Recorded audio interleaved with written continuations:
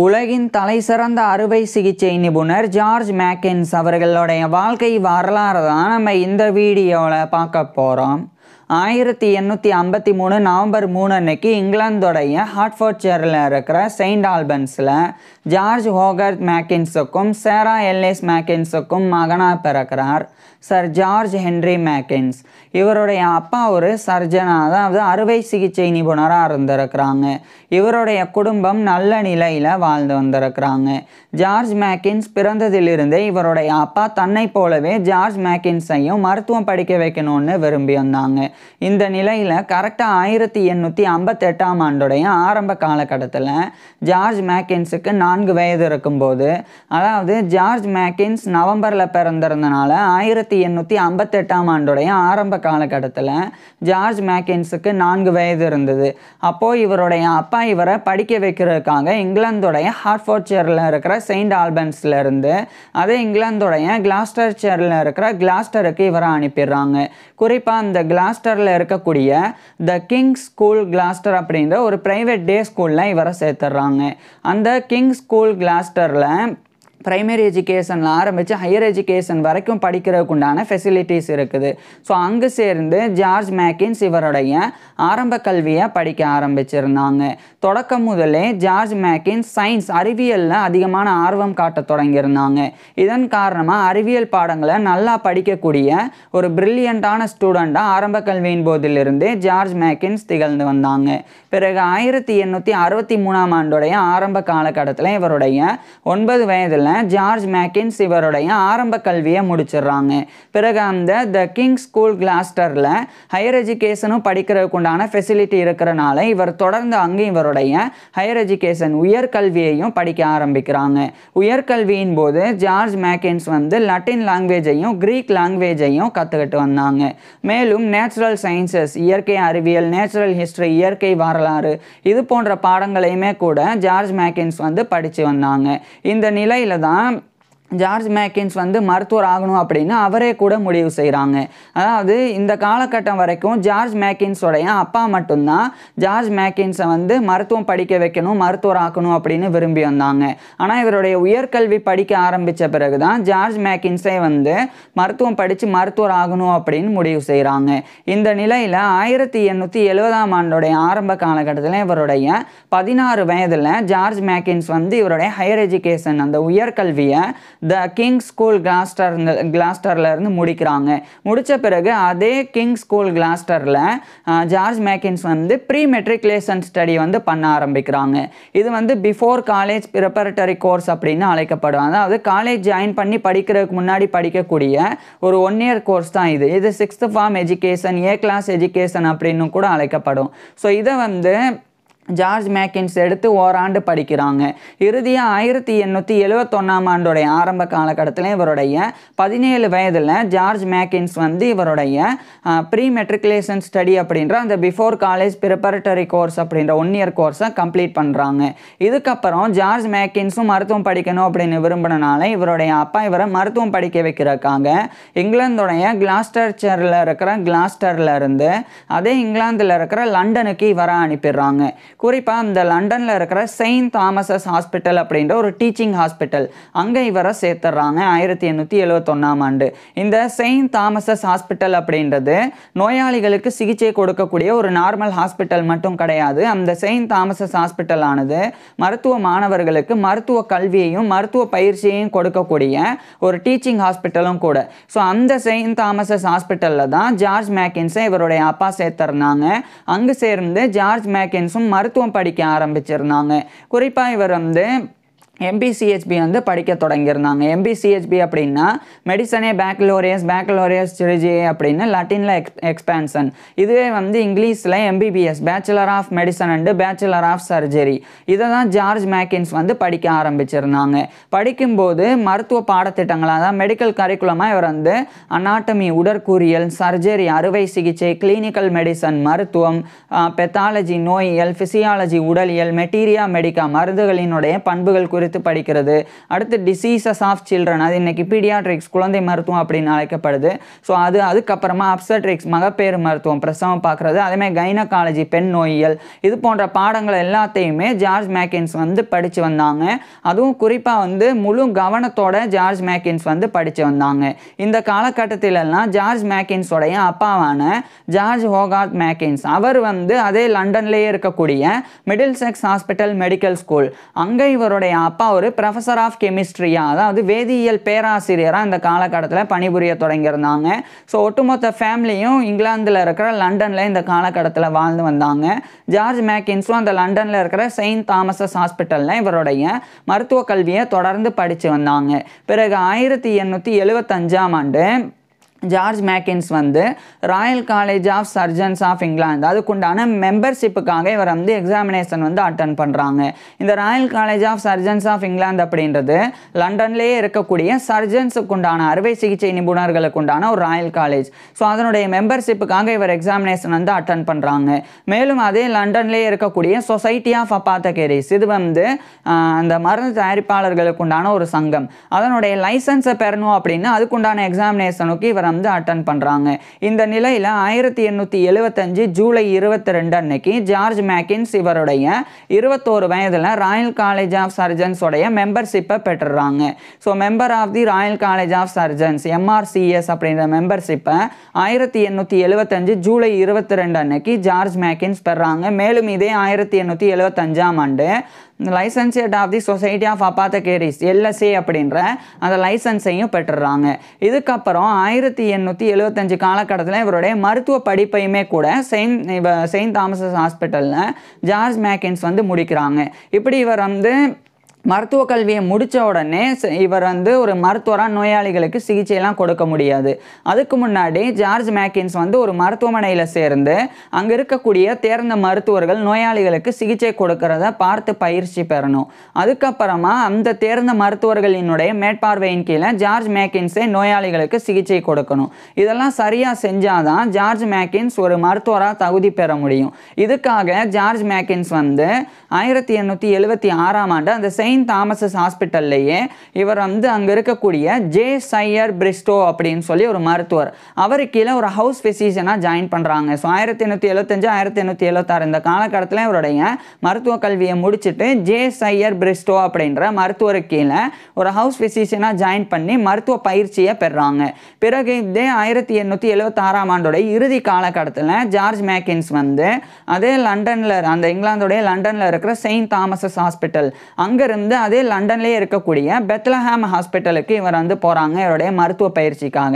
அந்த Bethlehem hospital அப்படின்றது இன்னைக்கு வந்து பெத்லம் ராயல் ஹாஸ்பிட்டல் அப்படின்னு அழைக்கப்படுது. லண்டனில் இருக்கிற பிராம்லியில் இருக்குது. ஸோ அங்கேயும் போய் இவர் வந்து பயிற்சிகளை மேற்கொள்கிறாங்க. அடுத்து இறுதியாக லண்டன்லேயே இருக்கிற கிரீனிச் அப்படின்ற இடம், அங்கே இருக்கக்கூடிய சீமன்ஸ் ஹாஸ்பிட்டல், அங்கே வந்து ஜார்ஜ் மேக்கின்ஸ் வந்து போயிடுறாங்க.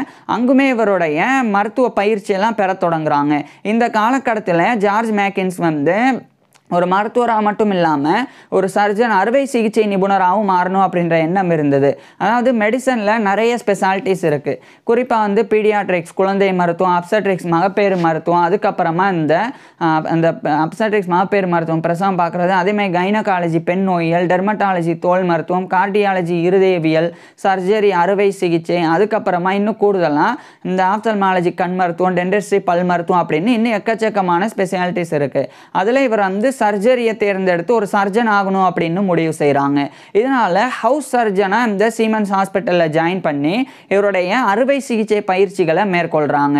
அடுத்து இறுதியாக 1878 இந்த காலகட்டத்திலெல்லாம் ஜார்ஜ் மேக்கின்ஸ் வந்து லண்டன்லேயே இருக்கிற கிரீனிச்சில் இருந்து அதே லண்டனில் இருக்கிற செயின்ட் தாமஸஸ் ஹாஸ்பிட்டலுக்கே மறுபடியும் வந்துடுறாங்க. இந்த முறை வந்து பிரான்சிஸ் மேசன் அப்படின்ற ஒரு சர்ஜன், அவர் அதே மாதிரி இன்னொரு நபர் வந்து வில்லியம் மெக்கோர்மிக் அப்படின்னு, இந்த ரெண்டு நபர்களுக்கு கீழே ஹவுஸ் சர்ஜனா இவர் வந்து அறுவை சிகிச்சையில் செயின்ட் தாமஸஸ் ஹாஸ்பிட்டலில் 1878ஆம் ஆண்டிலிருந்து இவருடைய அறுவை சிகிச்சை பயிற்சியையும் மேற்கொள்கிறாங்க, சர்ஜிக்கல் ட்ரைனிங்கையும் எடுத்துக்கிறாங்க. இதுக்கிடையில் ஒன்று சொல்ல தவறிட்டேன், 1876 இந்த காலகட்டத்தில் லண்டன்லேயே இருக்கிற Royal college of Physicians of London அதனுடைய லைசன்ஸையும் இவர் வந்து பெற்றாங்க. அதாவது லண்டனில் இருக்கிற ஃபிசிஷியன்ஸ் மருத்துவர்களுக்கு உண்டான ஒரு ராயல் காலேஜ், ஏற்கனவே இவர் வந்து சர்ஜன்ஸ் அறுவை சிகிச்சை நிபுணர்களுக்கு உண்டான ராயல் ராயல் காலேஜோடைய மெம்பராக தேர்ந்தெடுக்கப்பட்டாங்க.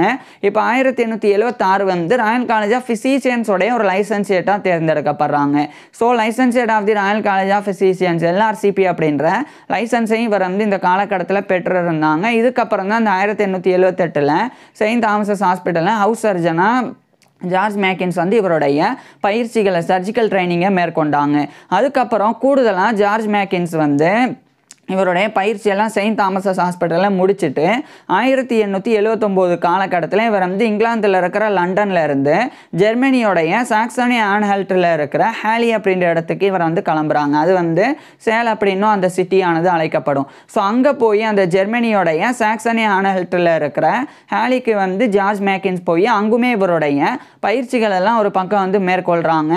இதுக்கிடையில் இன்னொரு பக்கம் இவர் வந்து ஜெர்மனியோடைய சாக்சனி ஆன்ஹல்ட்டில் இருக்கிற ஹாலியிலிருந்து ஆஸ்திரியாவில் இருக்கிற வியன்னாக்கும் போகிறாங்க. ஸோ இப்படி அந்தந்த நாடுகளில் இருக்கக்கூடிய நல்ல மருத்துவமனைகள் எல்லாம் இவர் வந்து இவருடைய சர்ஜிக்கல் ட்ரைனிங்கை ஜார்ஜ் மேக்கின்ஸ் வந்து தொடர்ந்து பெற்றாங்க. பிறகு 1880 ஆண்டு இந்த காலகட்டத்தில் தான் இவர் வந்து ஆஸ்திரியாவில் இருக்கிற வியன்னாவிலிருந்து மறுபடியும் இங்கிலாந்தில் இருக்கிற லண்டனுக்கே வந்துடுறாங்க. வந்தது மட்டும் இல்லாமல் இவர் பயிற்சி பெற்ற செயின்ட் தாமஸஸ் ஹாஸ்பிட்டல் அங்கே இவர் ஒரு ரெசிடென்ட் அசிஸ்டன்ட் சர்ஜனாகவும் நியமிக்கப்படுறாங்க. அந்த பதவியில் 1880 ஆண்டிலிருந்து ஜார்ஜ் மேக்கின்ஸ் வந்து இவருடைய பணியை தொடர்றாங்க. இதுக்கிடையில் 1881 இந்த சமயம் வந்து இங்கிலாந்துடைய லண்டனில் இன்டர்நேஷ்னல் மெடிக்கல் காங்கிரஸ் மீட்டிங் ஆனது நடந்தது. அந்த இன்டர்நேஷ்னல் மெடிக்கல் காங்கிரஸோடைய அப்போதைய செக்ரட்டரி ஜெனரலாக 1881 ஆண்டு வில்லியம் மெக்கோர்மிக் தான் நியமிக்கப்பட்டிருந்தாங்க. அதாவது இவர் வந்து 1878 பிரான்சிஸ் மேசன் மற்றும் இந்த வில்லியம் மெக்கோர்மிக் இவர்கிட்ட இருந்து தான் சர்ஜிக்கல் ட்ரைனிங்கை பெற்றாங்க. ஸோ அவர் தான் செக்ரட்டரி ஜெனரலாக இருந்தாங்க அந்த IMCயில், அதாவது இன்டர்நேஷ்னல் மெடிக்கல் காங்கிரஸோடைய மீட்டிங்கில். ஸோ அதே இன்டர்நேஷ்னல் மெடிக்கல் காங்கிரஸோடைய மீட்டிங்கில் அதே 1881 ஆண்டு இவர் வந்து ஜார்ஜ் மேக்கின்ஸ் வந்து ஒரு அசிஸ்டன்ட் செக்ரட்டரியாக நியமிக்கப்படுறாங்க. ஸோ இவருடைய அட்மினிஸ்ட்ரேஷன் எபிலிட்டியை ஜார்ஜ் மேக்கின்ஸ் அங்கே வந்து நிரூபித்து காட்டினாங்க. இதுக்கப்புறம் ஜார்ஜ் மேக்கின்ஸ் வந்து அறுவை சிகிச்சை சார்ந்த ஆராய்ச்சிகளை மேற்கொள்ள தொடங்குறாங்க. குறிப்பாக ஆசனவாய் பிரச்சனையை சிறுகுடலில் அறுவை சிகிச்சை பண்ணுறதன் மூலமாக எப்படி போக்க முடியும் அப்படின்ற அந்த ஆராய்ச்சியை ஜார்ஜ் மேக்கின்ஸ் இந்த காலகட்டத்தில் மேற்கொண்டு வந்தாங்க. இதே சமயம் அதே செயின்ட் தாமஸஸ் ஹாஸ்பிட்டலில் மார்கரெட் அகஸ்டா கிர்க்லாண்ட் அப்படின்னு சொல்லி ஒரு பெண் வந்து நர்சஸ் ட்ரைனிங் எடுத்துக்கிட்டு ஒரு நர்ஸாக வந்து இருந்தாங்க. இந்த மார்கரெட் அகஸ்டா கிர்க்லாண்ட் அப்படின்றவங்க ஏற்கனவே திருமணமாகி விதவையானவங்க. அதாவது மார்கரெட் அகஸ்டா கிர்க்லாண்டோடைய கணவரான ஜெனரல் பி ஃபெல்லோஸ் அவர் வந்து 1879 ஆண்டு இறந்து போயிருந்தாங்க. ஸோ அவர் இறந்து போன பிறகு அவருடைய மனைவியான மார்கரெட் அகஸ்டா கிர்க்லாண்ட் இவங்க வந்து ஒரு விதவையாக தான் இருந்தாங்க, விடோவா. ஸோ விடோவாக இருந்தாலும் நிறைய சமூக சேவையில் ஒரு மருத்துவ பெண்ணாக இருந்து, குறிப்பாக ஒரு நர்ஸாக இருந்து சேவை புரியணும் அப்படின்றதுல ஆர்வத்தோட இந்த செயின்ட் தாமஸஸ் ஹாஸ்பிட்டலோடைய நர்சிங் ஸ்கூலில் ஜாயின் பண்ணி நர்சிங் ட்ரைனிங்லாம் மேற்கொண்டு இந்த காலகட்டத்திலெல்லாம் நிறைய சேவைகளை பண்ணி வந்தாங்க.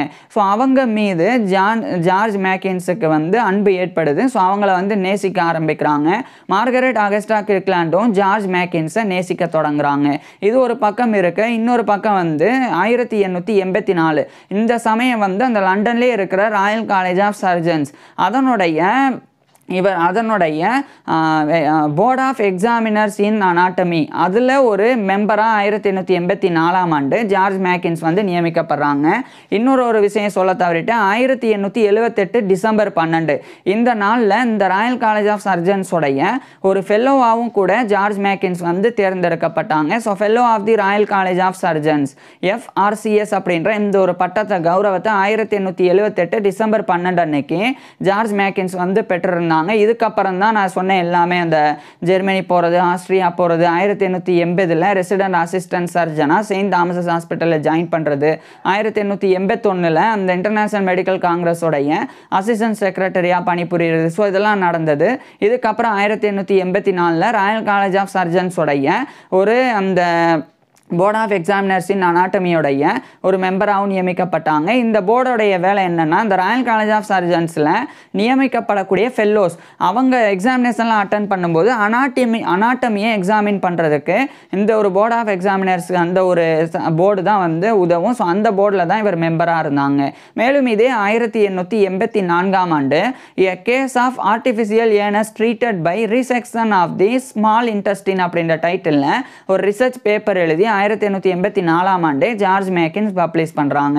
இதை தொடர்ந்து 1885ஆம் ஆண்டு கிட்டத்தட்ட இவருடைய 31-32 வயதில் ஜார்ஜ் மேக்கின்ஸ் வந்து அந்த விடோவான மார்கரெட் அகஸ்டா கிர்க்லாண்ட் அப்படின்ற பெண்ணை வந்து திருமணம் பண்ணிக்கிறாங்க. திருமணத்துக்கு பிறகு ஜார்ஜ் மேக்கின்ஸுக்கும் இவருடைய மனைவியான மார்கரெட் அகஸ்டா கிர்க்லாண்ட் மேக்கின்ஸ் இவங்க 2 பேருக்கும் குழந்தைகள் எதுவும் பிறக்கலை. இருந்தாலும் ஜார்ஜ் மேக்கின்ஸ் மற்றும் இவருடைய மனைவியினுடைய வாழ்க்கையானது ரொம்பவே நல்லாவே போக ஆரம்பிச்சிருந்தது.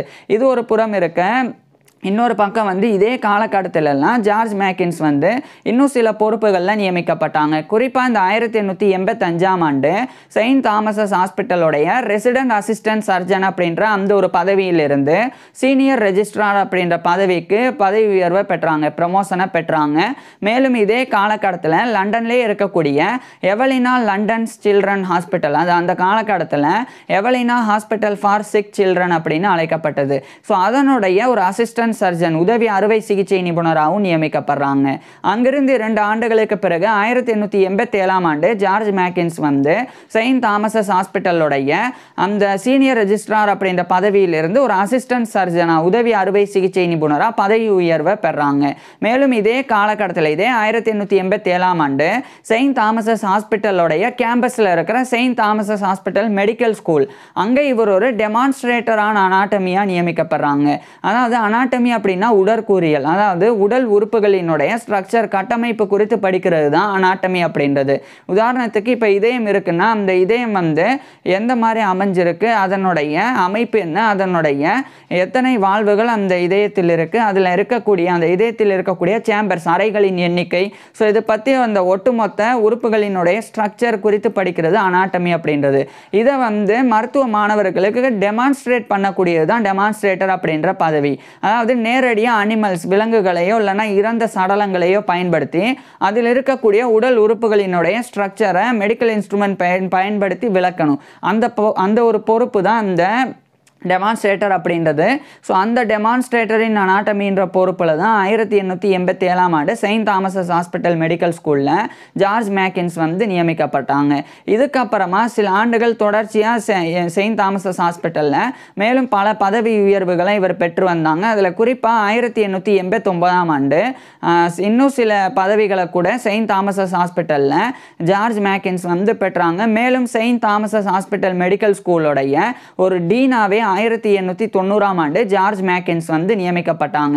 ஏற்கனவே இந்த Saint Thomas's hospital medical ஸ்கூலினுடைய டீனாக Edward நெட்டில்ஷிப் அப்படின்றவர் இருந்தாங்க. ஸோ அவருக்கு பிறகு 1890ஆம் ஆண்டு ஜார்ஜ் மேக்கின்ஸ் வந்து செயின்ட் தாமஸஸ் ஹாஸ்பிட்டல் மெடிக்கல் ஸ்கூலோடைய ஒரு டீனா நியமிக்கப்பட்டாங்க. மேலும் இதே காலகட்டத்திலெல்லாம் சொசைட்டி ஆஃப் அபாத்தகேரிஸ் லண்டனில் இருக்கக்கூடியது அதனுடைய ஒரு மாஸ்டராகவே ஜார்ஜ் ஹோகர்த் மேக்கின்ஸ் அப்படின்ற ஜார்ஜ் மேக்கின்ஸோடைய அப்பா நியமிக்கப்பட்டிருந்தாங்க.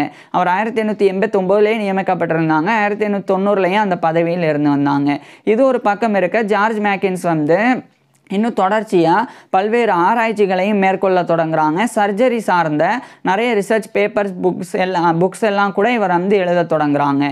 இந்த நிலையில் தான் 1894 இந்த சமயம் ராயல் காலேஜ் ஆஃப் சர்ஜன்ஸோடைய அந்த board of examiners in anatomy அந்த ஒரு மெம்பர்ஷிப்பில் இருந்து இவர் விலகி அதே ராயல் காலேஜ் ஆஃப் சர்ஜன்ஸோடைய conjoint board of examiners, so அந்த கன்ஜாயின்ட் எக்ஸாமினிங் போர்டு அதில் ஒரு மெம்பராக 1894ஆம் ஆண்டு ஜார்ஜ் மேக்கின்ஸ் நியமிக்கப்படுறாங்க. அடுத்து 1895ஆம் ஆண்டு ரிக்கர்ட்ஸ் இன்ட்ரீவ் சிஸ்டம் ஆஃப் சர்ஜரி அப்படின்னு ஒரு புக்கை எழுதி பப்ளிஷ் பண்ணுறாங்க.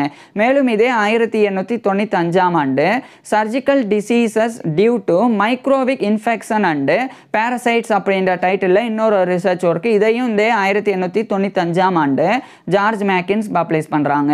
இதுக்கப்புறம் 3 ஆண்டுகளுக்கு பிறகு 1898ஆம் ஆண்டு அந்த ஒரு செயின்ட் தாமஸஸ் ஹாஸ்பிட்டல் அதனுடைய அதனுடைய அசிஸ்டன்ட் சர்ஜன் அப்படின்ற பதவியிலிருந்து ஒரு ஃபுல் சர்ஜனாக முழு அறுவை சிகிச்சை நிபுணராக பதவி உயர்வை பெற்றுறாங்க.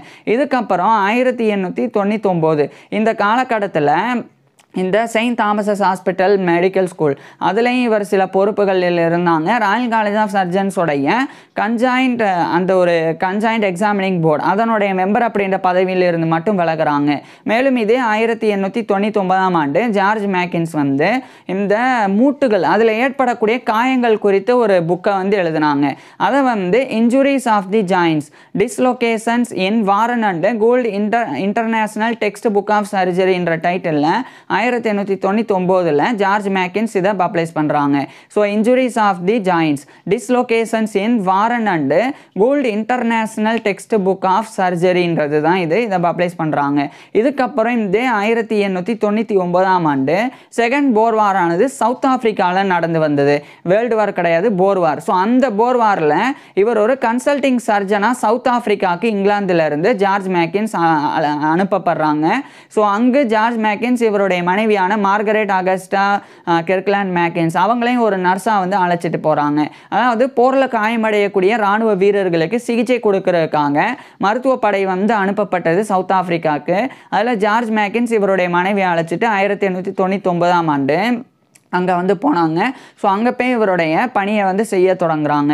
இதுக்கப்புறம் 1900 அந்த சவுத் ஆப்பிரிக்காவில் செகண்ட் போர் வாரில் இருந்து ஜார்ஜ் மேக்கின்ஸ் இவருடைய மனைவி அழைச்சிட்டு மறுபடியும் இங்கிலாந்துக்கே வந்துடுறாங்க. இந்த முறை இங்கிலாந்தில் இவர் போரில் ஆற்றின பங்களிப்புக்காக இவர் companion of the most honourable order of Bath அப்படின்ற அதாவது companion of the most honourable order of Bath அப்படின்ற சிபி அப்படின்ற கௌரவம் இது 1900 ஜார்ஜ் மேக்கின்ஸுக்கு வழங்கப்பட்டு இவர் கௌரவிக்கப்பட்டாங்க.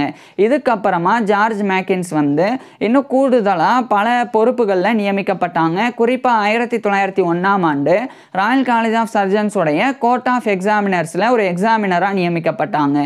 மேலும் இதே 1901 surgical experiences in South Africa 1898 surgical experiences in South Africa 1899 and 1900 அப்படின்னு ஒரு புக்கு இது 1901 ஜார்ஜ் மேக்கின்ஸ் எழுதி பப்ளிஷ் பண்ணாங்க. சவுத் ஆப்பிரிக்காவில் போரில் இவருடைய அனுபவத்தை எழுதியிருந்தாங்க. அது பிற்காலத்தில் பிரான்ஸ்லையும் ஜெர்மனிலையும் ஒரு பாட நூலாகவே டெக்ஸ்ட் புக்காகவே பயன்பாட்டுக்கு வந்தது.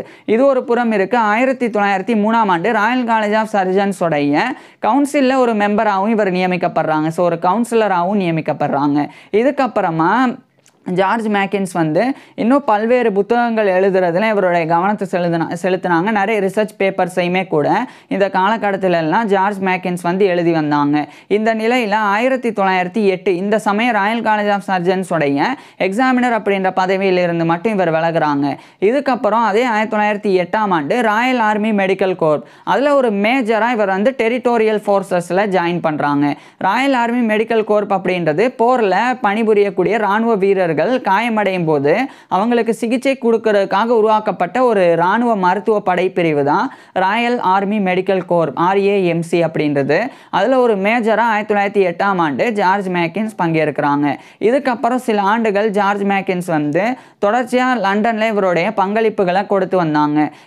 இந்த நிலையில் 1912 இந்த சமயம் ராயல் காலேஜ் ஆஃப் சர்ஜன்ஸோடைய ஒரு வைஸ் பிரசிடெண்டாகவே ஜார்ஜ் மேக்கின்ஸ் நியமிக்கப்படுறாங்க. மேலும் இதே 1912 காலகட்டத்தில் ஜார்ஜ் மேக்கின்ஸ் சில புத்தகங்கள் எல்லாம் கூட எழுதி இவர் தொடர்ச்சியாக அதை 1912 1913 இந்த காலகட்டத்திலெல்லாம் ஜார்ஜ் மேக்கின்ஸ் எழுதி பப்ளிஷ் பண்ணி வந்தாங்க. இதுக்கிடையில் இவர் operative surgery of the stomach அப்படின்னு சொல்லி ஒரு புக்கு இது பிஜிஏ மொய்னிஹான் அப்படின்ற ஒரு நபர் கூட சேர்ந்து 1912 ஜார்ஜ் மேக்கின்ஸ் பப்ளிஷ் பண்ணாங்க. அதுக்கப்புறம் 1913 ராயல் காலேஜ் ஆஃப் சர்ஜன்ஸோடைய வைஸ் பிரசிடெண்டாக ரெண்டாவது முறை மறுபடியும் இவரே நியமிக்கப்பட்டாங்க.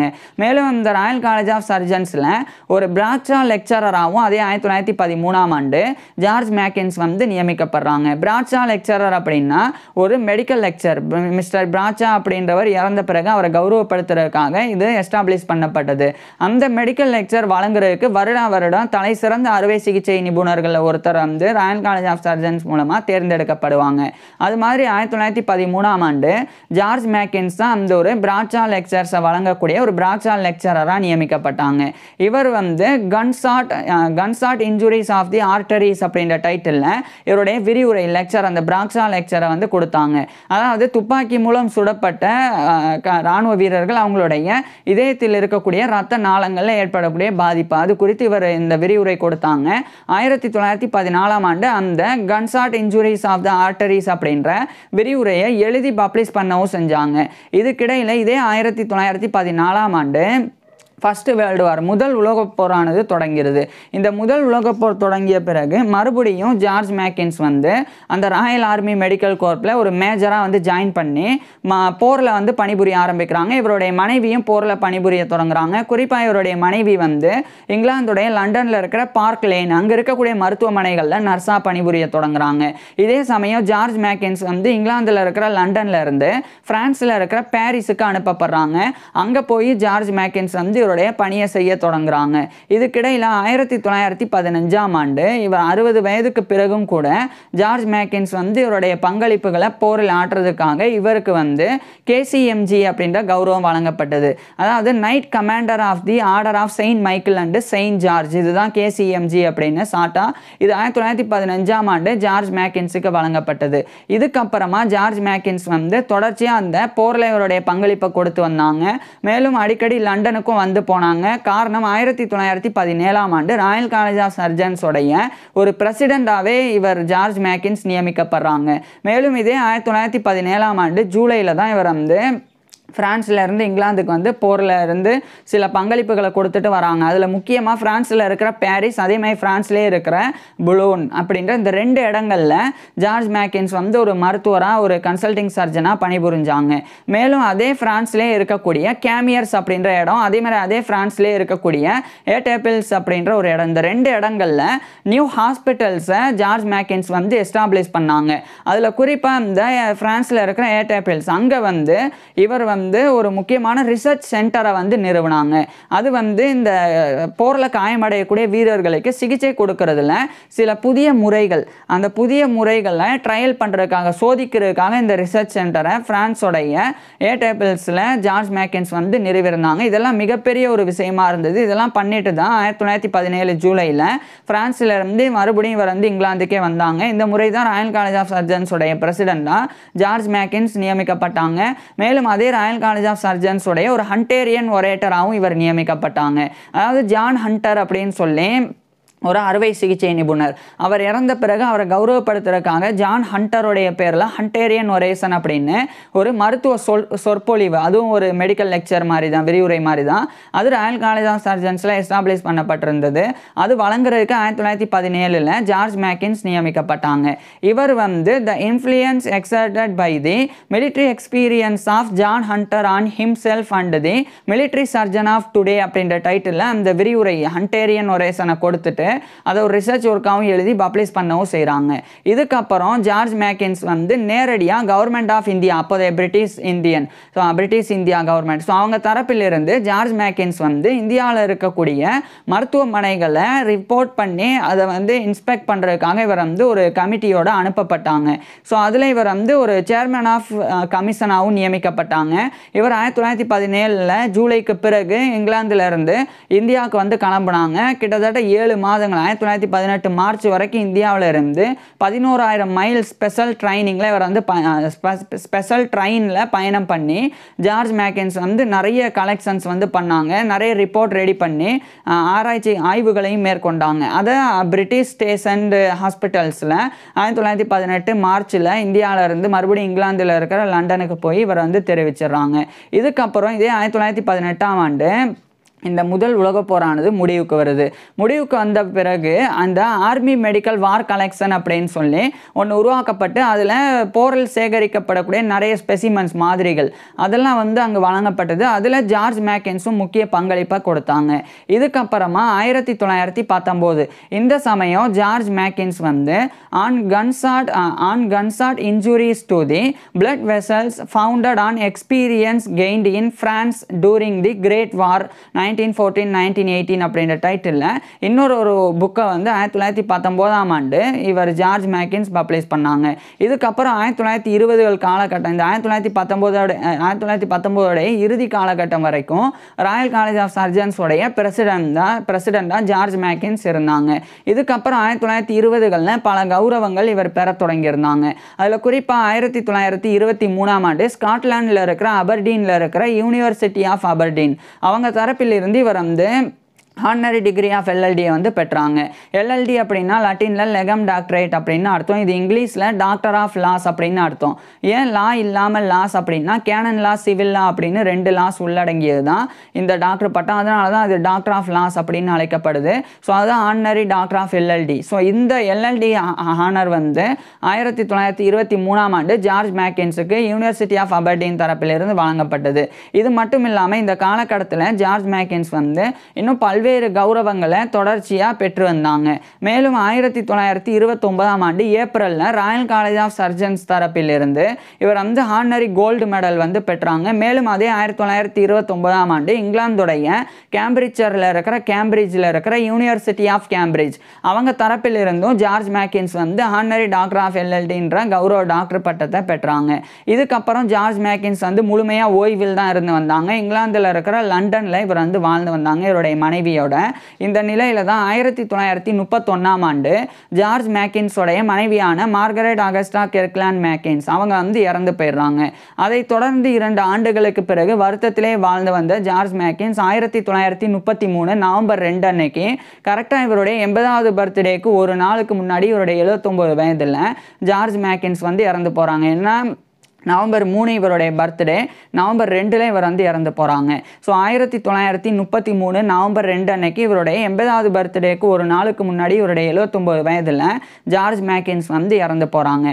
இவர் இறந்து போகும்போது 1000 பவுண்ட்ஸை வந்து Saint Thomas's hospital medical schools வார் மெமோரியல் ஃபண்ட் அதுக்கு வந்து கொடுத்து உதவி செஞ்சுருந்தாங்க. ஸோ இதுமாதிரி வாழும்போதும் சரி வாழ்ந்து இறக்கும் போதும் சரி நிறைய விஷயங்கள் மருத்துவத்தில் குறிப்பாக அறுவை சிகிச்சையில் ஜார்ஜ் மேக்கின்ஸ் வந்து பண்ணியிருக்கிறாங்க. அது அவருடைய தேசத்துக்காக போரில் பணிபுரியறதுல ஆரம்பித்து மருத்துவமனைகளில் அந்த நோயாளிகளுக்கு சிகிச்சை கொடுக்குற வரைக்கும், அது மட்டும் இல்லாமல் ராயல் காலேஜ் ஆஃப் சர்ஜன்ஸ் உட்பட நிறைய அஃபீஷியல் பாடிஸில் பல பொறுப்புகளில் இருக்கிறது வரைக்கும் அட்மினிஸ்ட்ரேஷன் டியூட்டிஸ், ரிசர்ச் குவாலிட்டி, அதுக்கப்புறமா இது மாதிரி ஃபிலான்ட்ரபிஸ்டாகவும் நிறைய உதவிகள் அப்படின்னு இந்த அளவுக்கு ஜார்ஜ் மேக்கின்ஸ் செஞ்சனாலேயே இன்னைக்கு வரைக்குமே யுனைடெட் கிங்டமில் போற்றப்படக்கூடிய ஒரு அறுவை சிகிச்சை நிபுணராக ஜார்ஜ் மேக்கின்ஸ் வந்து இருந்து வராங்க. ஸோ இப்பேற்பட்ட ஜார்ஜ் மேக்கின்ஸ் பற்றி நீங்கள் என்ன நினைக்கிறீங்க அப்படின்றத கீழே கமெண்ட்ஸில் சொல்லுங்கள். உங்களுக்கு எந்த மாதிரியான டாபிக்ஸில் எந்த மாதிரியான வீடியோஸ் வேணும் அப்படின்றதையும் கீழே கமெண்ட்ஸில் சொல்லுங்கள். தேங்க்யூ.